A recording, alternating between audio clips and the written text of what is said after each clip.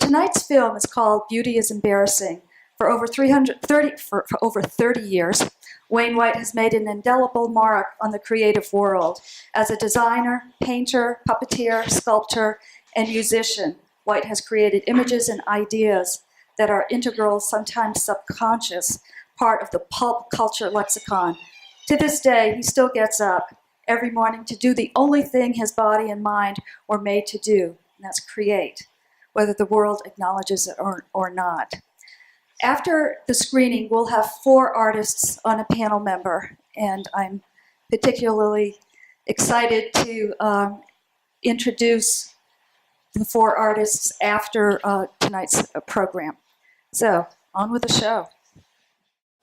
So I'm thrilled to have our panel of artists. Delia Robinson is a painter and sculptor who has had no formal art training. She's illustrated books and continues the old family craft of clay whistle making. Her work is found in collections worldwide. Dan Barlow, former journalist for many years, cartoonist, founder of Trees and Hills Comics, and a photographer, currently has an exhibit at Beakman's. Sam Talbot-Kelly pursued undergraduate visual art studies in Montreal and later earned her Master's of Fine Art in San Antonio, Texas.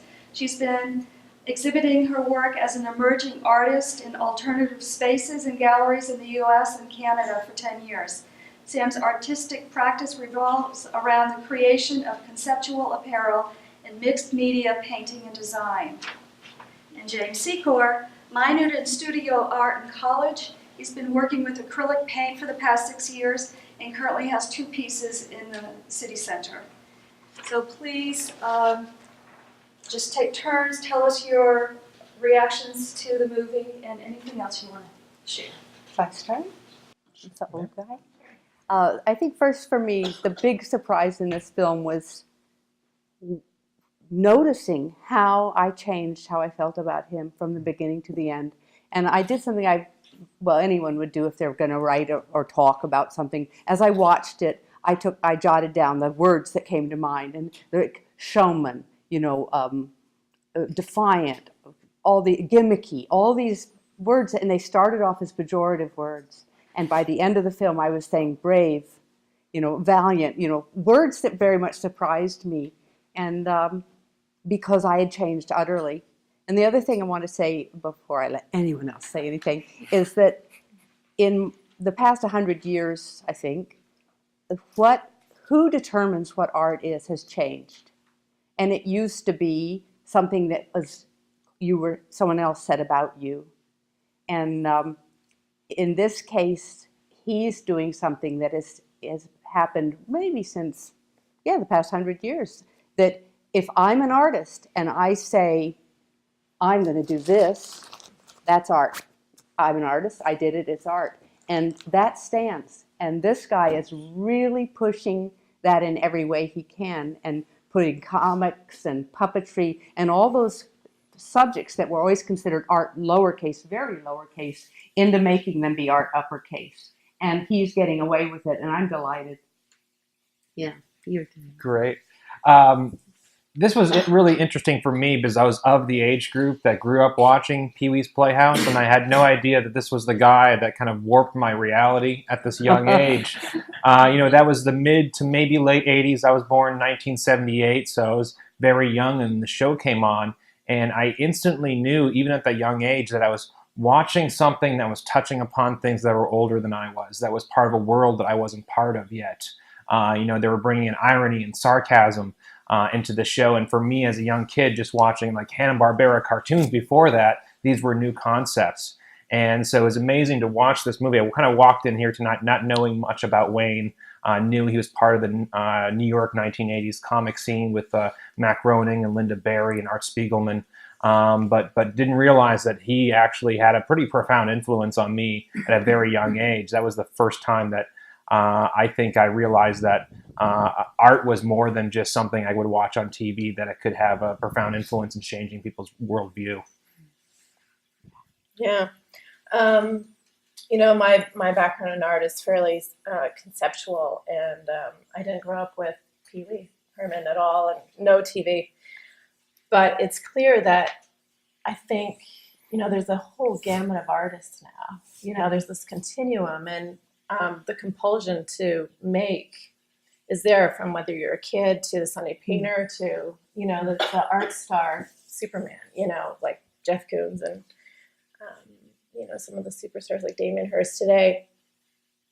But I think there's this stereotype around the artist that they're narcissistic and self-centered. And, ultimately when you're looking at his body of work, you're seeing these other truths come through. And so is he really narcissistic? No, it's almost altruistic, because he's touching upon human issues, who we are, like bringing in a sense of humor, bringing in, what we need. And of course, the art world, it's true, the art world is terribly serious. And, that art critic in the film, he does speak for a lot of the art world. You have to somehow be profound, and ironically, he was. Beauty is embarrassing. It exposes you in weird and wonderful ways. Yeah. One thing I noticed that I really liked in the film was that the film itself was produced in such a way that sort of brought his art to the forefront, even in the making of the film.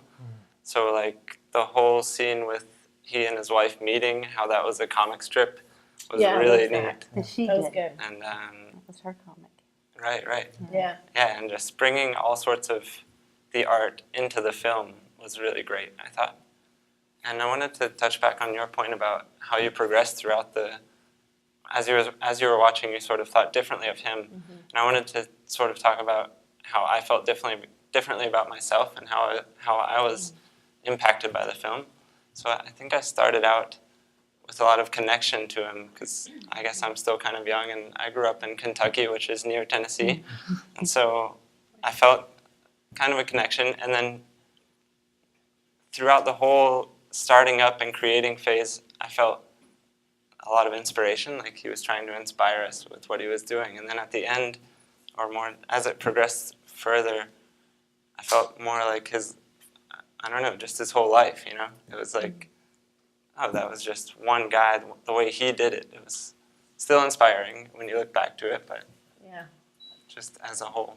Yeah, having to go through all the ups and downs, like, oh my God, okay, that one TV show didn't work out.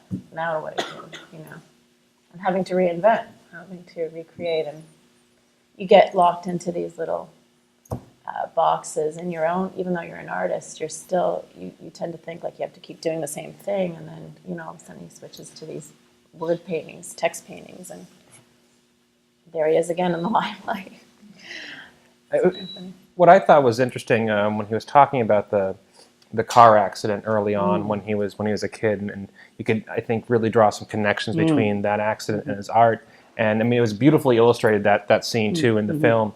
And I just had the vision of like, here's the family driving through, what is really kind of one of those thrift store paintings he finds. Yes. And then this other car comes and is smashing into their reality. And that almost is the words that he is painting on these thrift store paintings over and over again.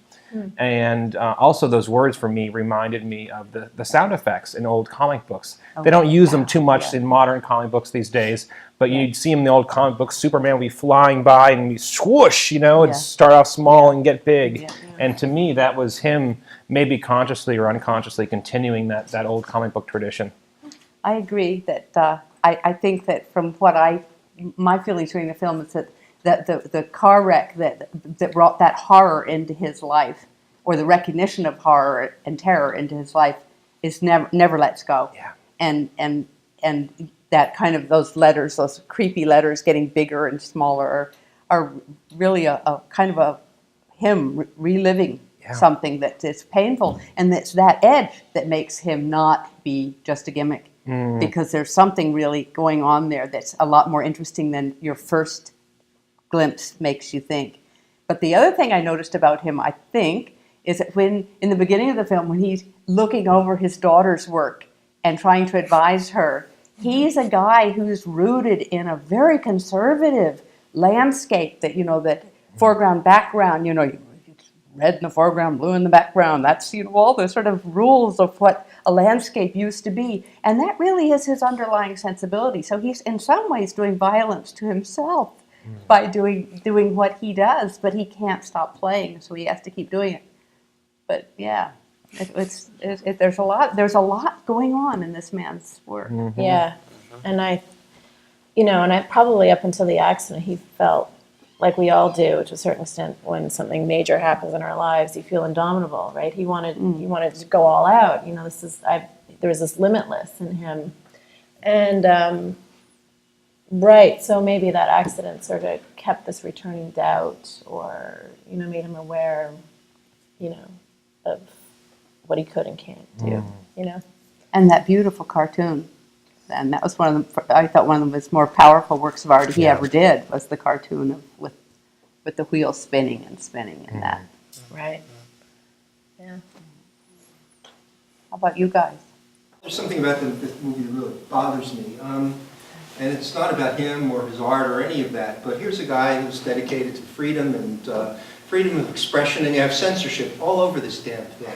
I don't know whether it's the filmmaker who did it. I don't know whether his paintings are self-censored. I doubt that. It looks like it was pixelated. I don't know whether it was PBS or Vermont Public Television. But what a dreadful thing to do to somebody who's trying to express whatever he wants to express. To bring him to public attention, to give him the recognition that he certainly deserves in a really good way. I thought it was an excellent film. But then to take what in many ways is the guts of who he is out of the movie by censoring all of his and all of the bad words. It's silly. Yes. Well, the FCC still requires that it has to be censored. So the producer actually did that. In the film. The film is... The original cut that Rachel and I saw did not have that, but the final cut that was to be aired. So as a theatrical release, it won't be censored. On TV, it'll be censored, other versions. I know, but when it's released in theaters, if it's released in theaters or on DVD, it won't be censored. Yeah. Well, I hope that Vermont Public Television will be fighting the battle against the FCC or whoever you have to fight. Well, I appreciate that. Pass that on. I'm glad you made that point, because I was struck by this. Here's a guy who says what would have to be for PBS the F word, which is a word I use to a startling degree also, and I'm a sweet little old lady, right? But I couldn't believe it. That here's this guy who he can't say a sentence without that popping in there. Yeah. And they're making that little beeping noise, which is like what he's writing. It was it became a comical sort of theme throughout. Yeah, that's the way. I mean, I think it'd be a lot different to watch this with the swears in there, because I think it added to the humor, actually, because we all know what he's saying, but for some reason we can't hear it. So it was interesting for me, and it actually added to the absurdity, I think, a little bit of the movie. Well, I watched it last night without any of the censoring. Oh, yeah. So it does exist on Vimeo. Mm-hmm. Yeah. There was one thing that disturbed me a little bit, maybe a lot. His Smashing Pumpkins video is a pretty good redoing of if you saw the Hugo movie, that Georges Méliès Going to the Moon film from 1920 or something. Yeah. He really just did a reworking of that and added some, more ridiculous aspects to it, but that bothered me. And I'm sure that he would give the man credit, but the movie didn't take time to do that. You mean to refer to Georges? To refer to the man who he was so liberally adapting. Yeah, I remember when that video came out in the 90s, and I think they were very conscious that they were wearing their wearing it on their sleeve. You know, Oh, very okay. very aware that this Okay. is what they were doing. All right. Was an updated version of that. And actually, I think the video, the way that was designed and laid out, the puppeteering, is very reminiscent of the album it came from, the artwork that went with it. So it was all kind of tied into that theme. I found it interesting that he had his breakdown when he was pulled into the corporate world and the soulless part of art. And so his inner child just got stomped on, which is what I felt was happening. And his fellow friend, back I guess in Tennessee, saying he didn't take that journey because New York might have asked too much of him. So it was an interesting contrast, but it says something about the big corporate world of art, and you can lose your soul in there if you're not careful.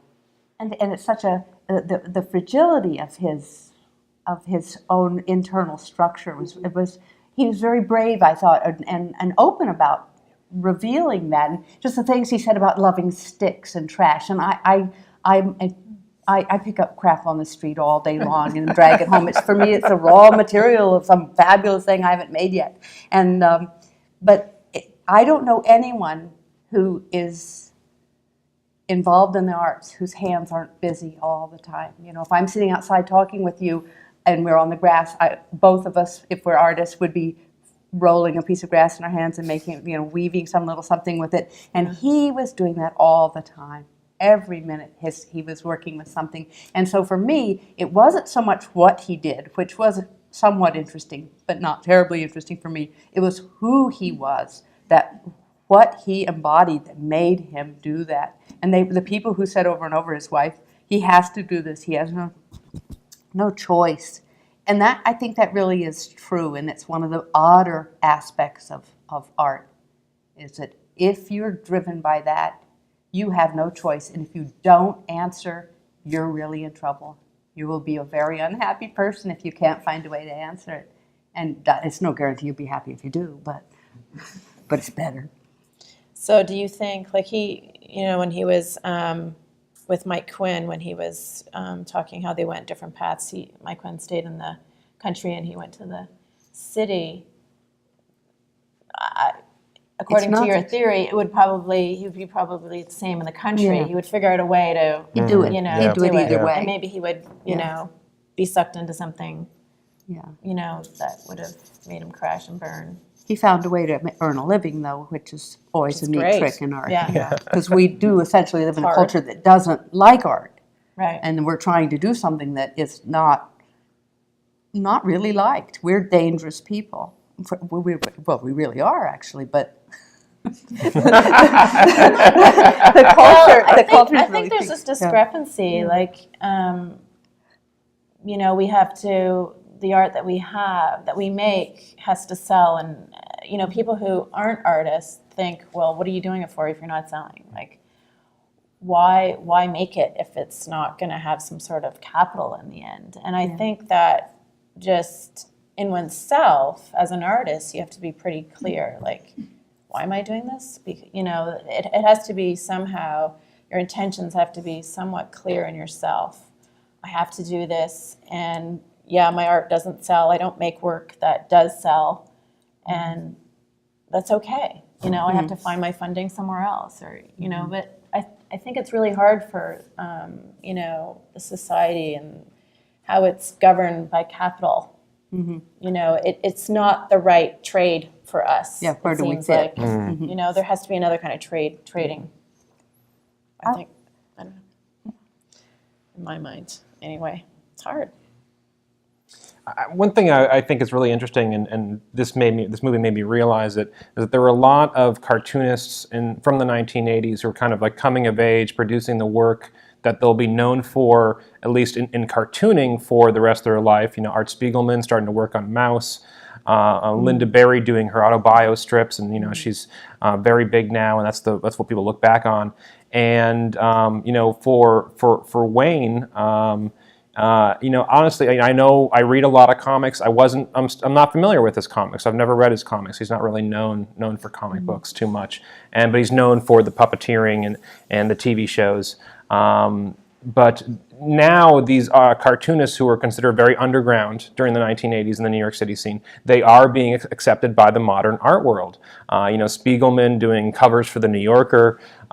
You have Jim Woodring. He's a big cartoonist from Seattle, Washington. I interviewed him a few years ago, and he's like, Dan, I don't make any money off cartooning. There's no money in cartooning these days. He's like, but I can do a painting and I can sell it for $10,000. So that's and so they're actually getting, I think, a solid financial foundation for themselves as artists. Finally, maybe 10, 20 years after they kind of found their niche as creators.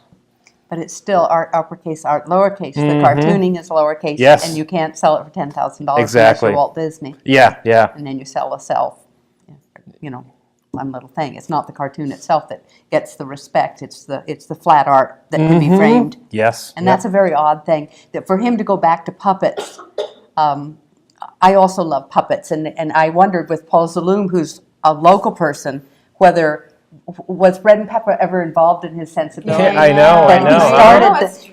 He started the big-headed puppets, I think, long before he got involved with Zaloom, but maybe there was a lot of hippie movement back and forth to come watch those shows in the old days, and I really would like to know that, even though his puppets don't have the sort of subtle kind of tragic magic that Peter's do. They're still a powerful thing. It's interesting because he's a good old Southern boy, but man, he would have fit so well here in Vermont, during, today and even the past few decades within our art scene, our social scene in our community.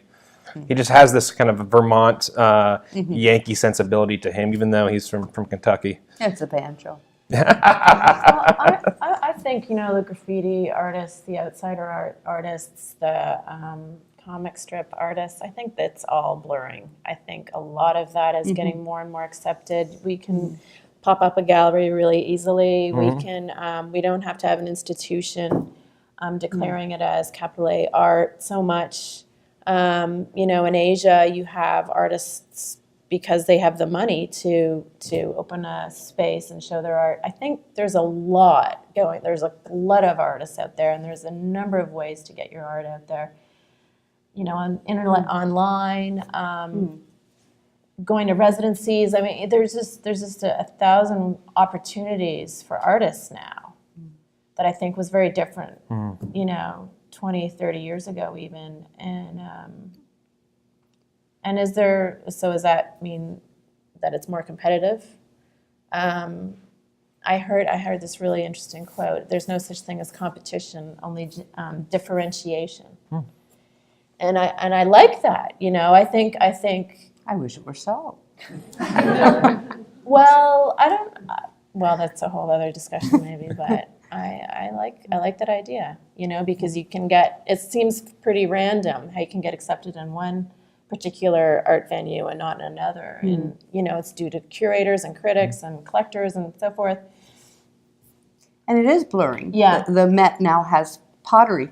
I mean, it has to be enormous and made by Peter Volkos, but they have they've accepted pottery, and that 20 years ago certainly never not Right. They have a Jackson Pollock show. They show his paintings. They don't show the pottery that he made to earn his living for years, and where he first drizzled glaze on plates, and he was paid by the WPA Arts Projects thing to make pottery. Yeah. And so, but they didn't mention that in the show. Right. They didn't mention that. That was like, Nor almost that's history going to book. destroy the big inarticulate artist kind of Right. vision, Yeah. And so Hero. here's this guy making puppets, and it doesn't destroy his image. So things have changed. Yeah. How about you, Kentucky? I guess one idea I want to go back to in the film is the friend who didn't leave Yeah. versus him. And the thing I think he said it at the very end or close to the end. The friend said something about an artist, if he has to try to make something for someone else or for some other production or anything else, it changes the nature of his art, his or her art. So that's kind of interesting. Yeah. With all of One thing I noticed, and if you can get away from the whole art world, which is sort of determining all kinds of things, but what really struck me throughout the film, eventually, was that he speaks to the average person who lives actually, as this one writer said, a life of quiet desperation. And somehow he speaks to people and allows them for a few minutes to get out of this sense of living a life of quiet desperation. That just struck me. The kids coming out of school too, looking sort of dull and everything, and suddenly seeing this puppet. And it's like, it gives them a reprieve for a few minutes. Oh, I can be alive. So I think that's the value of this man, that he has meaning. Yeah, and wonderful attributes, loyalty, to his family and to his parents and to his first grade school teacher.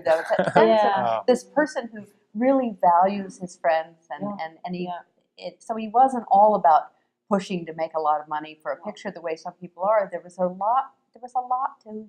He's lived a very meaningful life. Yeah, a lot of sincerity. Yeah, and so I don't see him as me, myself, I, self-centered, narcissistic. I didn't either. Yeah. Although that's the way he seemed at first when the Yeah, film yeah, began. You're absolutely right. How the exactly. perception quickly changed. I was like, okay, this guy's a jerk. He's a talent, but he's a jerk. You know? So He's a show off. He's playing a part. Yeah.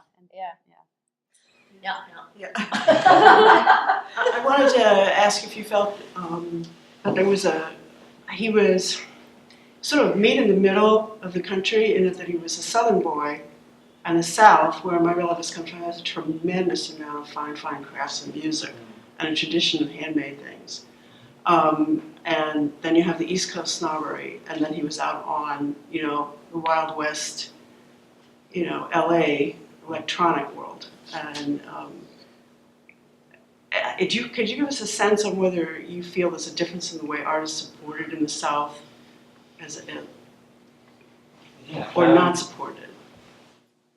Well, you're making me think of, there's a folk art center in the town I grew up in, and I think people are allowed to be a little more quirky in some sense, and I don't know, something about people in the South. Everyone's a little quirky, it seems like, unless they're, the man that they keep depicting, the I don't know, the power figure. yeah. If you're not that, you can be a little quirky, and it's fine. I don't know. It's a nice way to express it. Yeah. If you could tell us where we can see your art, whether you have a website, whether you have an exhibit, Facebook, whatever, or the camera. I'll start. I have a website. It's Delia Robinson something or other, but if you Google me, you get that. And sometimes I put things up on it. I lately have made no effort to get any shows, and I'm very happy with that. And if I get asked to be in shows, I'm in them, but I don't make any effort to shows, and certainly not far from home anymore. I'm not going to Pittsburgh ever again. The book. Oh, I do illustrate books, yeah. Tell them what book. What? The book, the bestiary. Well, it's true. I have illustrated books, and I thought I wouldn't be able to do it. When I was asked to do it, I thought, I certainly can't do what anyone else tells me, and I won't be able to do it. And if you want a little picture of a lamb, I will not be able to do it. It will look like a dog, or it will snarl, or it will be something wrong with it. And so I did whole books for this wonderful man who teaches at UVM of illustrations of a bestiary. So if he needed a lamb, I did a little lamb, and they turned out pretty good. I actually, some of them I think are really nice drawings, but they're like nothing I've ever done before, and they're very well behaved, more or less, sorta. And but it's interesting when you're pushed into a new direction and take it, because the world's not going to see these, because I don't believe there's any market for dual text English and Italian poetry. I just don't see that happening. But if you do want to see that, I illustrated 2 volumes. And it was fun to do. He was lovely to work with. And it was fun to be challenged to do something that was so unlike the usual mess I make. Because I have a lot of interest in chaos. I like chaos, and I like a big mess. And that's pretty much, when my work doesn't go the way of a mess, I feel really I've let myself down. Well, if you want to see my comic books, go to www.treesandhills.com. That's not trees and hills, that's trees and hills, like trees and hills. So if you want to see, my current project right now is photographing Vermont cemeteries. It's a project called Green Mountain Graveyards with my friend Scott Baer, another photographer here in Montpelier. We have artwork up at Begito's right now, and we're just about to launch greenmountaingraveyards.com. So I think if you go there, there's something there right now. We're not done with the website yet, but we do have some of our photographs up there right now. I have a show up called Soiled. It's at the Christina Price Gallery at Castleton College. It's up until the 21st. It's all sculpture. There's an outdoor sculpture, a 9-foot by 13-foot corset, giant corset made out of rotten and scrap woods that I've harvested over the last 6 months. And all the sculptures have been made out of ash and soils and peats and moss and gold and barks and etc. And I also have a brand of headwear. I make caps, pilot caps, and scooties. And I have a website, www.samtalbotkelly.com, and you can find my caps online at www.samuse.bigcartel.com. I have a couple pieces in the Art Resource Association show at City Center. I think that's up for the month. And I have a website at www.roces.weebly.com. I want to thank you all for your great comments and illuminations about this movie, and I want to thank everybody in the audience as well. So join us next month, second Wednesday, and the movie is called Soulful Junkies. Soul Food Junkies. So come on back. Thank you very much.